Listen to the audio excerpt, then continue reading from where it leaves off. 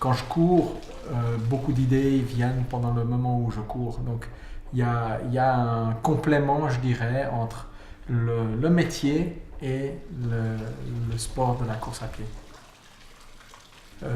C'est aussi des moments un peu privilégiés où on est seul dans la nature, où on écoute et on pense à plein de choses, aussi bien pour le métier que dans sa vie privée.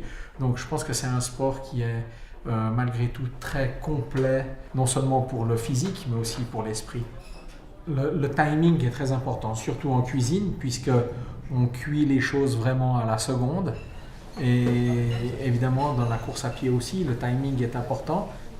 Je ne sais pas si le fait d'être cuisinier m'a aidé dans le timing de la course, mais je pense que c'est un métier difficile et la course à pied est un sport difficile.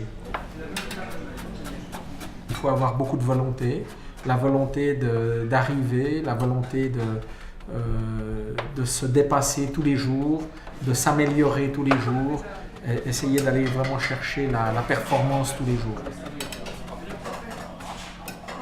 Ce qu'il y a, c'est qu'avec l'âge, on récupère quand même plus difficilement, mais ça, c'est un petit peu le problème dans ce métier, c'est que si on court l'après-midi, on a encore le service du soir. Si on court le matin, on a le service du midi et le service du soir. Donc, on est toujours un petit peu limite dans la récupération. Et on arrive et je pense que le fait de faire un entraînement sportif à force donne aussi beaucoup d'énergie. Ça donne énormément d'énergie.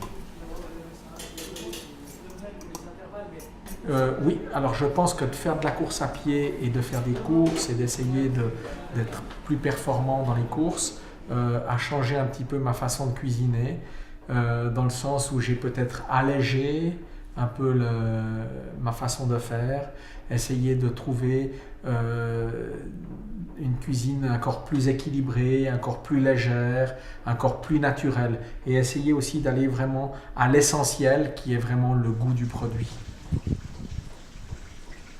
Avant de courir, moi je mange peu, mais je m'alimente pendant la course à pied.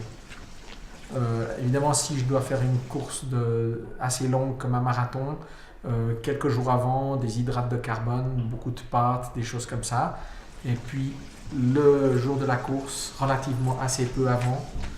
Et après, évidemment, après la course est faite, alors là, tout. Tout en quantité.